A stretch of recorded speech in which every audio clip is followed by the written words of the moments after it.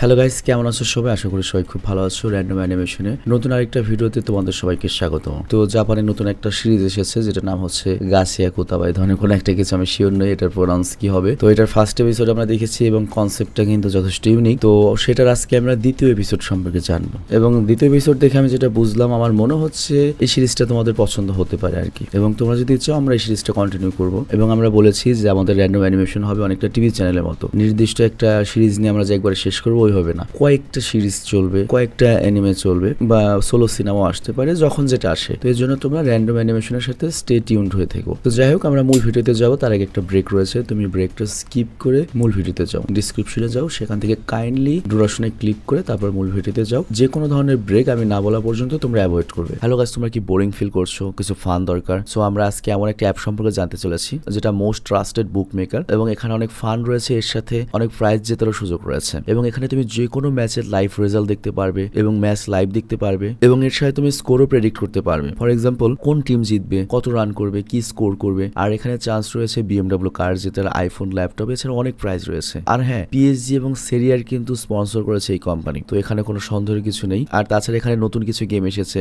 যেমন ক্র্যাশ এবং new chicken road game, যেখানে ইজিলি গেম খেলে জেতা পসিবল। আর এখানে রেজিস্ট্রেশনের জন্য আমাদের যে প্রোমো কোডটা রয়েছে, যেটা স্ক্রিনে দেখানো হয়েছে, এটা ইউজ করলে 12,000 টাকা পর্যন্ত তুমি ফি পেতে পারো। এর সাথে ফ্রি স্পিনে পাবে তুমি তোমার ফার্স্ট ডিপোজিটে, এবং তুমি ইজিলি এখান থেকে উইথড্র করতে পারবে পেটিএম, ব্যাংক, বিকাশ, ক্যাশ, রকেট এবং আদার ইজি মেথডে। তো আর দেরি না করে আমাদের যে পিন কমেন্ট রয়েছে সেখান থেকে তুমি যেতে পারো রেজিস্ট্রেশন করতে, এবং যে প্রোমো কোডটা দেওয়া রয়েছে সেটা ইউজ করে বোনাস জিততে পারো। তো যাই হোক, ব্রেক শেষে আমরা দ্বিতীয় এপিসোডের কাহিনীতে আসলাম। তো দ্বিতীয় এপিসোডের শুরুতে আমরা দেখতে পাই আমাদের যে এই সিরিজের মেইন হিরো রুডো যখন ছোট ছিল, সে প্রথমবারের মতো একটা এক্সিকিউশন উইটনেস করছে। বিষয়টা বুঝিয়ে বলি। গতবার লাস্টে আমরা কি দেখেছিলাম, যে রুডোকে এক্সিকিউশন বা ওই যে ফাঁসির মতো একটা শাস্তি নিচে ফেলে দেওয়া হবে। তো ও যখন ছোট ছিল কাউকে এরকম ফেলে দেওয়া হচ্ছে, ওটা দেখছে। তো ওখানে যতগুলো মানুষ ছিল সবাই বলছিল এই আবর্জনা ওকে ফেলে দাও, কিন্তু কেউ একবারও চিন্তা করছিল না যে নেক্সট ওদের সাথে এরকম হবে, কারণ এই সমাজের ওপরের শ্রেণীর যারা, তারা ওদেরকে এই হিসেবেই দেখে এবং এভাবেই শাস্তি দেয়। তো রুডো তখন এটা দেখে অবাক হয়ে যায় যে নির্যাতিতরাও সবলদের পক্ষে সবসময় কথা বলে। তো এরপর সিন প্রেজেন্টে আসে এবং গত পর্বে অলরেডি তো রুডোকে সেই ওপর থেকে নিচে ফেলে দেওয়া হয়েছে। তো অনেকগুলো মনস্টার এসে ওকে অ্যাটাক করে। তো রুডো কিছুই বুঝে উঠতে পারছিল না ঘটনা কি, এবং ভালো করেও যখন খেয়াল করে দেখতে পাই যে এখানে যতগুলো মনস্টার রয়েছে সবগুলোই ট্র্যাশ থেকে তৈরি হয়েছে। আর আমি তোমাকে বিষয়টা একটু বুঝিয়ে বলি। এই সিরিজের কনসেপ্ট হচ্ছে, তুমি যদি কোনো বস্তুকেও ভালোবাসো, সেটা হতে পারে তোমার বাইক, তার মধ্যেও প্রাণ চলে আসতে পারে, মানে এরকম একটা ব্যাপার, বা ওকেও তুমি কন্ট্রোল করতে পারবে। তো যেহেতু এই পুরো দুনিয়াতে খালি ট্র্যাশ আর ট্র্যাশ, তো ওদের মধ্যে মনে করো কোনো একটা অশুভ শক্তির কারণে মনে করো কি বলে মনস্টার তৈরি হয়ে গিয়েছে। তো রুডো সেখান থেকে বাঁচানোর জন্য পালায়, কিন্তু সবগুলো মনস্টারের পিছু নিতে থাকে এবং একটা টাইম ওকে ঘিরে ফেলে। তো রুডো কিছুই বুঝে উঠতে পারে না এখন সে কি করবে। আর তখনই ওইখান থেকে দুইটা মনস্টার এসে রুডোর উপরে অ্যাটাক করে। তো রুডো কোনো রকমে ওদের অ্যাটাক থেকে বেঁচে যায়, কিন্তু ওদের থেকে বেঁচে যেখানে সে পড়ে ওইখানে চোখ খুলে দেখে যে একজন মানুষের খুলি পড়ে রয়েছে, এবং ওর কাছে মনে হয় ও হয়তো নরকে এসে পড়েছে, এটাই হয়তো নরক বা দুজক। আর ঠিক তখন অনেক বড় একটা ধামাকা হয়। অ্যাকচুয়ালি ওইখানের কিছু মাটির অংশ ভেঙে পড়েছে এবং রুডো সেখান থেকে পড়ে গিয়েছে। তো রুডোর অবস্থা এখন অনেক বেশি খারাপ, সে ঠিক মতো নিঃশ্বাসও নিতে পারছিল না, কারণ ওখানকার পুরো বাতাসটাই বিষাক্ত।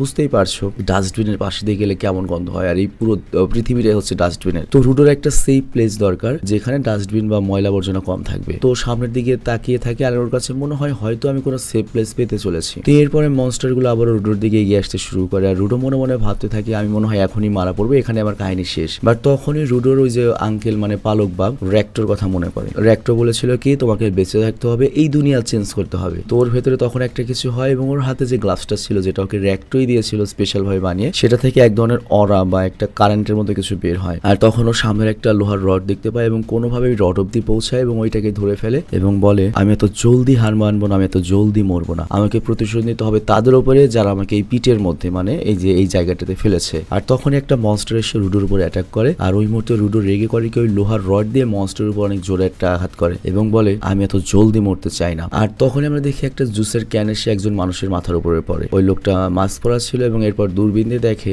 যে রুডো ফাইট করছে এবং বলে আরে এটা কি। আর তখনই সিন শিফট হয় আবার রুডোর উপরে, আমরা দেখতে পাই সে একটা ভয়ঙ্কর রূপ নিয়েছে এবং ওই রড দিয়ে মনস্টারদের মারতে থাকে। আর এর মধ্যে একটা মনস্টারকে মারতে গিয়ে ওটা ছুটে যায়, কিন্তু রুডো তার থামার পাত্র নয়, সে একটানে আবার করে কি রডের খাম্বা উঠিয়ে নেয় এবং মনস্টারদের দিকে ছুড়ে মারে। আর এর ফলে মনস্টারের একটা হাত খুলে যায়, আর তখনই নিচ থেকে আরেকটা মনস্টার রুডোকে যখন অ্যাটাক করতে যাবে তখনই রুডো ওটাকে ডস করে ফেলে। তবে এতে রুডোর অবস্থা বেশ খারাপ হয়ে যায়, ওর মুখ থেকে রক্ত বের হতে থাকে। আর ঠিক তখনই আরো দুইটা বড় মনস্টার রুডোর দিকে এগিয়ে যখন আসতেই থাকে থাকে তখনই আমরা দেখি আবারও রুডোর গ্লাভস দিয়ে আগুনের ফুলকি বের হতে থাকে এবং একটা ধামাকা হয়। আর রুডো একটা লোহার পাত দিয়ে ওই মনস্টার দুটোকে একদম দুই ভাগ করে দেয়। তো লড়াই করতে করতে রুডো অনেক ক্লান্ত হয়ে যায় আর বসে পড়ে। আর ঠিক তখনও দেখতে পায় যে পেছনে বিশাল বড় একটা জায়ান্ট মনস্টার, মানে মনে করো আবর্জনার তৈরি একটা গডজিলার উপরে অ্যাটাক করতে আসছে এবং এই মনস্টারটি আগের মনস্টারদের তুলনায় অনেক বেশি বড় ছিল। তো রুডো বুঝে ফেলে এটার মোকাবেলা সে করতে পারবে না, তো পালাতে শুরু করে। আর এরপরও যখন দেখে যে ও দ্রুত পালাতে পারছে না এবং মনস্টারটার পেছনে চলে এসেছে, তখন আমরা দেখি মনস্টারটা করে কি এমন একটা পায়ের ওয়াফ করে যে ওই ওয়াবে রুডো উল্টে পাল্টে গিয়ে সামনে পড়ে এবং অজ্ঞান হয়ে যায়। আর এরপর রুডো যখন চোখ খোলো সামনে একটা অদ্ভুত রহস্যজনক মানুষকে দেখতে পায় যে একটা ছাতা হাতে দাঁড়িয়ে ছিল আর ওই লোকটির মুখে মাস্ক ছিল। আর ওকে দেখে রুডো বলে, তুমি কে, কোথা থেকে এসেছো, তুমি এখানে কেন, আর আমি বা কোথায়? আর তারপর ওই লোকটি কোনো কথা না বলে ওকে একটা লাথি মারে আগে, মানে চুপ করে, আর তারপর মাস্কটা পরিয়ে দেয়। আর এরপরে রুডো একটু ভালো মতো নিঃশ্বাস নিতে পারে। তবে এই সবকিছু দেখে রুডো অনেক ট্রমাটাইজ হয়ে গিয়েছিল। আর রুডো বারবার জিজ্ঞেস করতে থাকে, তুমি কে, তুমি কে, তুমি কে, তুমি কি এখানকার চাকর বা এখানে কে থাকো? বাট ওই লোকটা বারবার ওকে ইশারা করে এবং বলে চুপ করো, কিন্তু রুডো বলে আমি চুপ করবো না, আমাকে জানতে হবে। লোকটি আবার বলে চুপ করো চুপ করো, কিন্তু রুডো বারবার কথা বলতেই থাকে। রুডো বলে, বলো আমি কোথায় রয়েছি, এটা কোন ওয়ার্ল্ড, এখানে আরো মানুষ থাকে, আমি কি আন্ডারগ্রাউন্ডে রয়েছি? তখন লোকটি বলে, চুপ করো, আমি তোমাকে চুপ থাকতে বলেছি না? রুডো বলে, না আমি চুপ থাকবো না, তুমি আমাকে বলো আমি কোথায় রয়েছি, আমাকে জানতে হবে আমি কোথায় রয়েছি। কিন্তু তখন ওই লোকটা সামনে আসে এবং ওকে আবারও চেপে ধরে এবং বলে, আমি না তোকে চুপ থাকতে বলেছি? আর তারপর বলে, আমরা আন্ডারগ্রাউন্ডে না, আমরা ওপরেই রয়েছি, কিন্তু এইসব আবর্জনা তোদের ওয়ার্ল্ডের মানুষ আমাদের এই নিচে ফেলেছে। মানে বিষয়টা বুঝো, ধরো আমরা পৃথিবীতে রয়েছি কিন্তু কিছু উন্নত মানুষ হয়তো কোনো একটা ভাসমান শহর বানিয়ে ফেলেছে এবং ওখানে বসবাস করছে, সেখান থেকে সব আবর্জনা নিচে ফেলায়, এরকম একটা কিছু, এরকম একটা কনসেপ্টের সিনেমা কিন্তু হলিউডে আছে। আল্ট্রা বয় নামে একটা সিনেমা আমি এক্সপ্লেন করেছিলাম হয়তো তোমাদের জন্য এই কনসেপ্টই। তো যাই হোক, এরপর ওই লোকটি রুডোকে পয়েন্ট করে দেখায়, ওই দেখ মনস্টার এসেছে, আর এই মনস্টারটা তোর কারণে এসেছে, কারণ এই আবর্জনায় তৈরি মনস্টার গুলো শুধুমাত্র মানুষের সাউন্ড পেলে এগিয়ে আসে, আর এই সবের পেছনে একমাত্র তুই দায়ী। আমি তোকে বারবার নিষেধ করেছি কথা না বলতে, কিন্তু তারপরেও তুই আমার কথা শুনিসনি, কথা বলেই যাচ্ছিস। তো এই কথা বলতে বলতেই মনস্টার ওদের কাছে চলে আসে। তো মনস্টারটা যখন অ্যাটাক করতে যাবে তখন রুডো খেয়াল করে ওই লোকটার হাতে যে ছাতা ছিল সেটা হতে আলো হতে থাকে এবং একটা ওয়েপনে তৈরি হয়। তো রুডো এটা দেখে অনেক বেশি অবাক হয়। আর এরপর যখন মনস্টারটি ওই লোকটার উপর অ্যাটাক করবে, লোকটা করে কি ছাতা দিয়েই তার প্রত্যেকটা অ্যাটাক রুখে ফেলে এবং ওই বড় মনস্টারটিকে হারিয়ে দেয়। আর তখনই সাথে সাথে সে দেখতে পায় সেখানে আরো অনেকগুলো ছোট ছোট মনস্টার এসে হাজির হয়েছে এবং সবগুলো একসাথে অ্যাটাক করে, কিন্তু লোকটি তখন করে কি তার ওয়েপনটি নিয়ে আবার ওদের উপরে অ্যাটাক করে, সবগুলো মনস্টারটাকে হারিয়ে দেয়। তো রুডো এটা দেখে আরো বেশি অবাক হয়ে যায় এবং চিন্তা করতে থাকে এই লোকটা এত শক্তিশালী কিভাবে হলো। আর ঠিক ওই মুহূর্তে আবর্জনা তৈরির সবচেয়ে বড় মনস্টারটা ওইটা চলে আসে এবং লোকটার উপর অ্যাটাক করে, বাট ওই লোকটা তখন আবারও তার ওয়েপন দিয়ে ওটাকে হারিয়ে দেয়। আর তারপর লোকটা করে কি শেষবারের মতো ওই ওয়েপনটি উপরের দিকে দিয়ে ফায়ার করে এবং ওই মনস্টারটিকে উপর থেকে ফেলে ধ্বংস করে দেয়, আর ওই জায়ান্ট মনস্টারটা একেবারে শেষ হয়ে যায়। তো এই সব দেখে রুডো অনেক বেশি শক হয়ে যায় এবং বলে,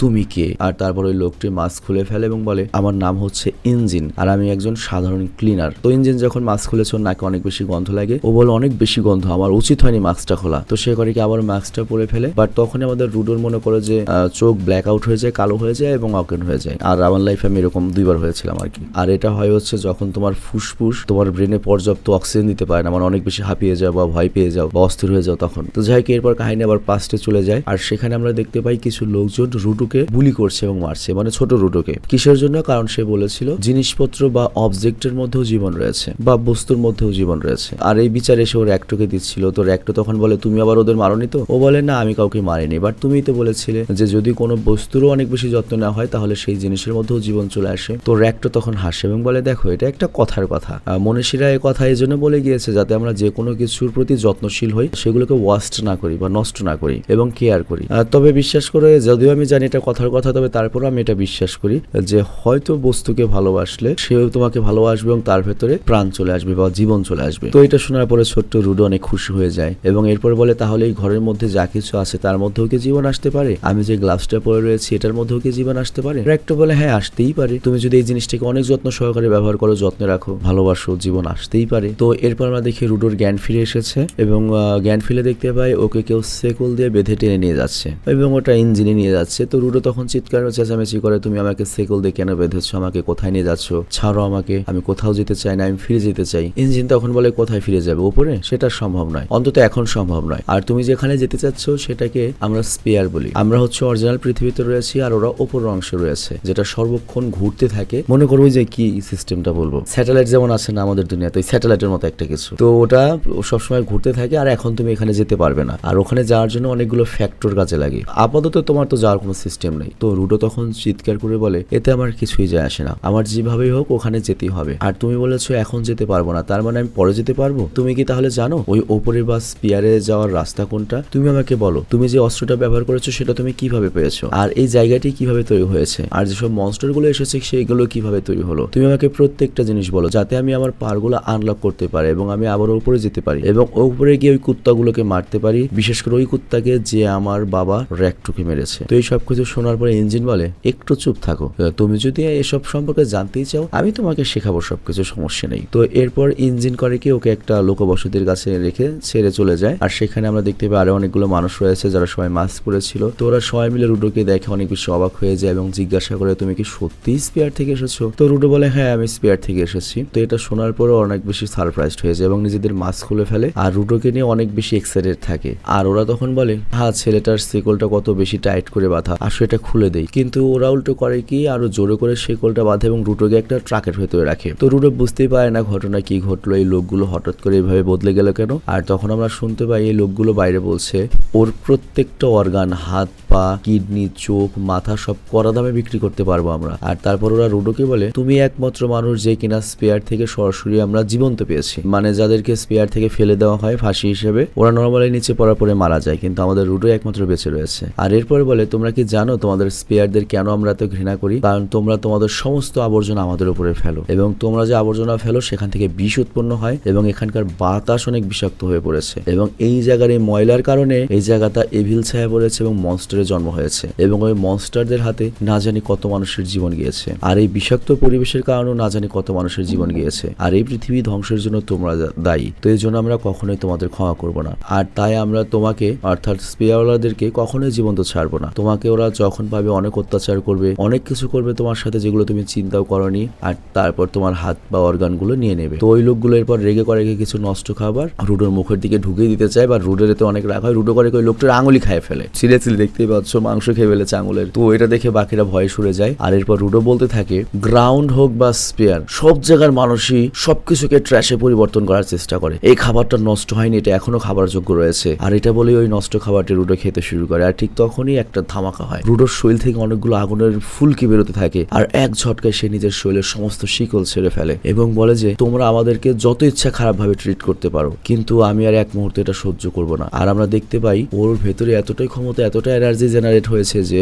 আলাদা একটা অরা সৃষ্টি হয় এবং আশেপাশে সবকিছু হাওয়ায় উড়িয়ে যায়। আর তখন রুডোর মনে পড়ে র্যাক্টর সেই কথাটা, তুমি যদি কোনো জিনিসকে খুব ভালো মতো ট্রিট করো, যত্ন করো, ভালোবাসো, সেটার মধ্যে জীবন চলে আসবে। তো রুডোর ভেতর অনেক বেশি শক্তি চলে আসে এবং সে একটা চেন হাতে পেঁচিয়ে নেয় এবং চেনটা হাতে নিতে ওই চেনের ভেতর জীবন চলে আসে এবং ওই চেনটা একটা ওয়েপনে তৈরি হয়ে যায়। তো এখন নিশ্চয়ই বুঝতে পারছো, একটু আগে যে আমরা দেখেছিলাম ইঞ্জিনকে ছাতা দিয়ে লড়াই করতে, তো ছাতাটা যে চেঞ্জ হয়েছিল ওটা মূলত ওর ভালোবাসার কারণে, বা মনে করো এই সিনেমার বা এই সিরিজের থিমটাই এটা। তো ও যখন চেন হাতে নেয়, চেনটা যখন ওয়েপনে রূপান্তরিত হয়, তখন ইঞ্জিন সহ সবাই অনেক বেশি অবাক হয়ে যায়। আর ইঞ্জিন বলে, কোনো মানুষ যদি কোনো জিনিসের ভেতর, বস্তুর ভেতর জীবন আনতে পারে, তাকে আমরা এই দুনিয়াতে গিভিওর বলি। আর রুডো একজন গিভিওর, তার মানে ও নর্মাল মানুষ নয়, মানে ও সাধারণ ছেলে নয় লাইলা, ও কিরণমালা। তো যাই হোক, রুডো এখানে একজন জন্তুতে পরিণত হয়েছে, পুরো খেপে গিয়েছে। তো সবাই যখন ওকে অ্যাটাক করে, রুডো তো ওয়েপনের মাধ্যমে সবার অ্যাটাক রুখে ফেলে। আর ওদের মধ্যে একজন বলে ওঠে, ও একজন গিভিওর হয়ে গিয়েছে, ওকে যদি আমরা হারাতে চাই তাহলে ওর যে হাতের অবজেক্ট রয়েছে, যেটার মধ্যে প্রাণ এসেছে, সেটাকে ওর হাত থেকে আলাদা করতে হবে, তাহলে আমরা হারাতে পারবো। তো এরপর একজন এসে করে ওর হাতের উপর আঘাত করে এবং চেনটা নিচে পড়ে যায়। বাট তখনই রুডো আবার একটা টায়ার ধরে ফেলে এবং টায়ারটিকেও ওয়েপনে তৈরি করে ফেলে। তো এটা দেখে ইঞ্জিন সহ সবাই অবাক হয়ে যায় যে রুডো একই টাইমে শুধুমাত্র একটা অবজেক্ট না, যে কোনো অবজেক্টের ভেতর জীবন আনতে পারে, অর্থাৎ ও যে জিনিসটা ধরবে সেটার মধ্যে জীবন আনতে পারে, যে এটা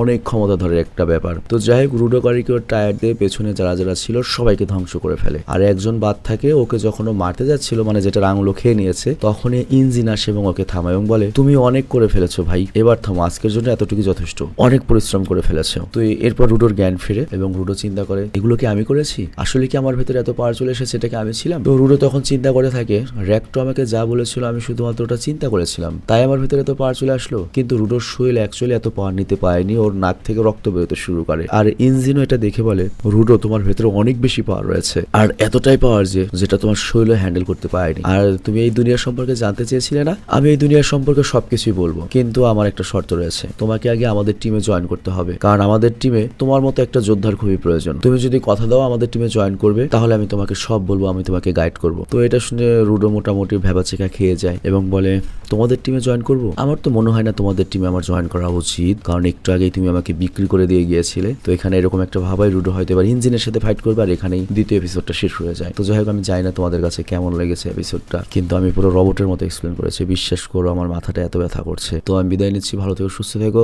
আর খুব শীঘ্রই আমরা বিগ 3-র কয়েকটা এনিমের 2-1টা পর্ব আমরা এখানে আনার চেষ্টা করব। তো যাই হোক, আজকের মতো আমি বিদায় নিচ্ছি, এবং তোমরা যারা র্যান্ডম অ্যানিমেশনে রয়েছে তারা অ্যাক্টিভ থেকো। এরকম আনকমন যে এনিমে সিরিজ রয়েছে সেগুলো তোমরা প্রায় দেখতে পাবে। আর এছাড়াও আমরা একটা কমন এনিমে সিরিজ, আমি ঘোষণা দেবো না, খুব শীঘ্রই একটা সারপ্রাইজ আসবে। অনেক বড় একটা এনিমে সিরিজ আমরা আনতে চলেছি, যেটা সারা বছর ধরেও চলতে পারে। তো ভালো থেকো, সুস্থ থেকো, টেক কেয়ার, আল্লাহ হাফেজ।